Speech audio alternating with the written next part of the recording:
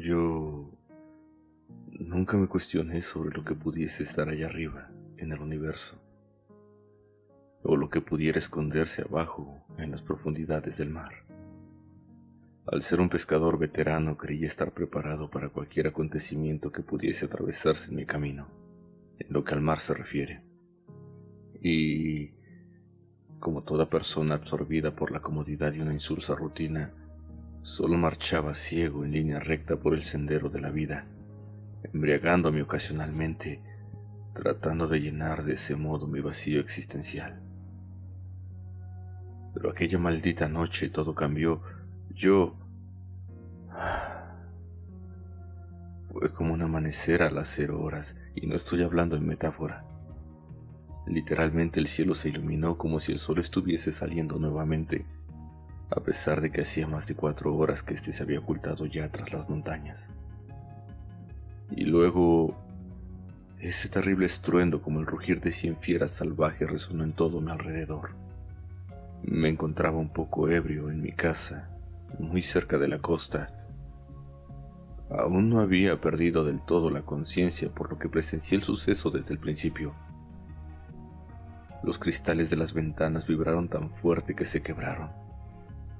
La repentina descarga de adrenalina dio como resultado que la intoxicación alcohólica de la cual era preso se marchara casi al instante. Velozmente advertí que algo enorme había caído del cielo, en el mar. Las olas se levantaron violentamente y avanzaron implacables, arrastrando consigo los pequeños botes pesqueros cual si fueran barquitos de papel en la bañera de un pequeño, expulsándolos de las aguas y destrozándolos al impactarlos contra los peñascos negros. Quizá visto desde una gran distancia esto no se hubiera percibido tan violento, pero para los que estuvimos ahí en primera fila, fue algo aterrador. Y el miedo que experimentamos en ese instante no era, ni de cerca, comparable con el que viviríamos las horas previas a la salida del sol. Aturdido y exaltado salí de mi choza en busca de respuestas. Lo primero que imaginé fue que nos habían lanzado algún misil. Sin embargo, esto era poco probable. No teníamos conflicto con ningún país. ¿Por qué alguna nación nos atacaría? No podía ser factible tal especulación, advertí casi al instante para mis adentros. No hubo muertos, al menos en ese momento.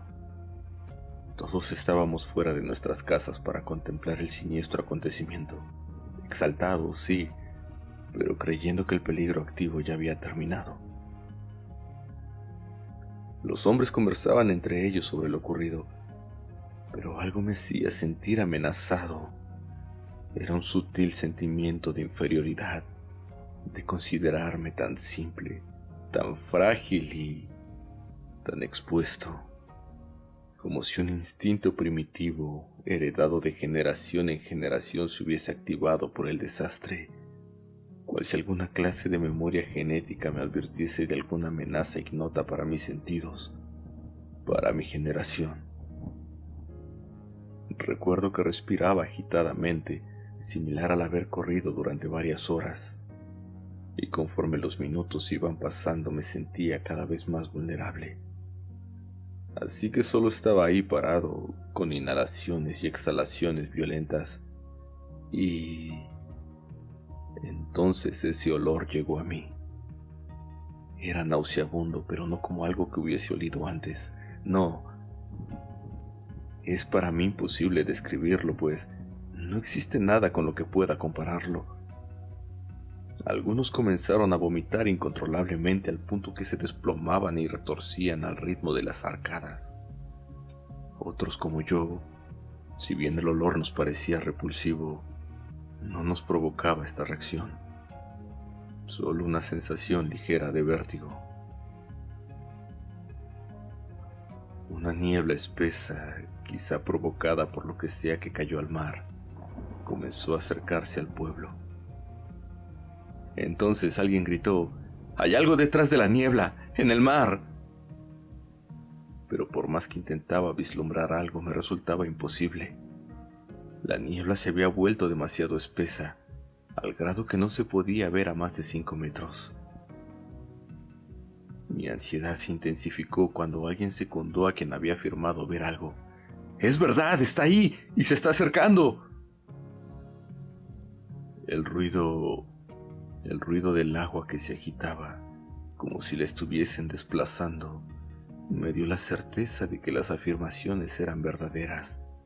Era un sonido similar al que provocas cuando caminas y el agua cubre tu cintura, solo que este era más tosco. Escuchaba mi respiración, mis latidos, el castañear de mis dientes y, lenta y silenciosamente, empecé a retroceder para escapar de lo que sea que se estaba aproximando a nuestro pueblo. No obstante, el agua fue más rápida que mi huida.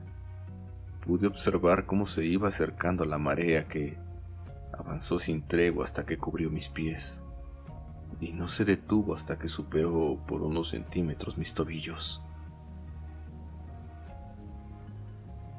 Me quedé paralizado.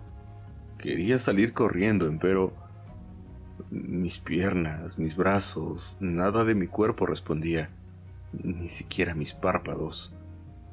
Y aunque esto fue desesperadamente aterrador, quizá fue mejor así, ya que lo siguiente que se oyó fueron los alaridos de agonía de los que nos habían advertido. Ellos eran los más próximos a la costa. Lanzaron horribles gritos guturales que advertían un horror atroz. Ojalá nadie hubiese abierto la boca después de lo sucedido. Era obvio que lo que sea que había salido del mar les había atacado. Por desgracia, el sentido común no es algo característico de nuestra estirpe. Un frío desgarrador abrazó mi espina dorsal y se extendió hasta la punta de mis dedos cuando una mujer que se hallaba a escasos metros detrás de mí preguntó como si no fuera evidente lo ocurrido: ¿qué ha pasado allá? Apenas terminó de formular su pregunta cuando algo pasó velozmente a mi lado, en dirección a la mujer. Le capturó y en un parpadeo se la llevó al mar. No fui capaz de definir qué era lo que nos atacaba. Fue tan rápido, solo pude percibir una sombra fugaz.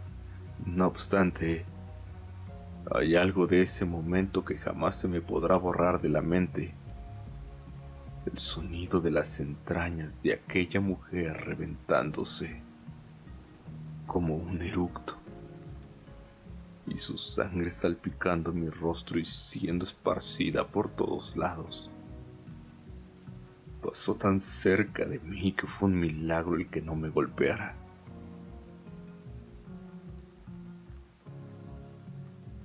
Esto fue el fósforo que inició el incendio, por llamarlo de algún modo. El chapotear y los gritos de terror inundaron la atmósfera y le revelaron su ubicación a lo que sea que nos atacaba. Fue algo siniestro. Uno por uno los gritos de hombres, mujeres y niños se fueron callando después de expedir un último croar. Yo, sin ser capaz de moverme, vi cómo el agua que cubría mis pies se iba tiñendo cada vez más de un rojo carmín. Pasaban los minutos y las horas y yo seguía paralizado. Después de un silencio sepulcral de más de una hora, creí ser el último con vida y que el peligro había terminado. Pero en el silencio escuché a un hombre preguntar si quedaba alguien con vida. Estuve a punto de responder, pero escuché cómo corría con la misma suerte que los demás. Me quedó claro que lo que sea que estaba entre la niebla no se iba a ir. Tampoco quería morir, no así, y mi parálisis continuaba. Gradualmente la marea comenzó a disminuir. El asqueroso olor se iba disipando y la niebla desapareció cuando el primer rayo de sol tocó el ornamento de la iglesia. y finalmente mi cuerpo me permitió expresar mi sentir. Lloré con una angustia inconcebible, pero lo más silenciosamente posible. Giré la vista a mi alrededor para descubrir que no fui el único superviviente.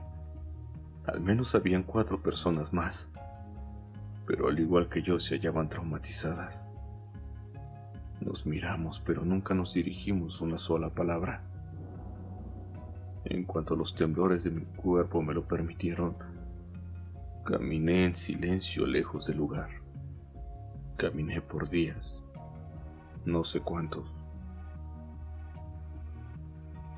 Hasta el día de hoy yo no sé si lo que nos atacó cayó del cielo o si fue esto lo que le despertó del insondable abismo. Pero no importa, jamás me he vuelto a acercar al mar.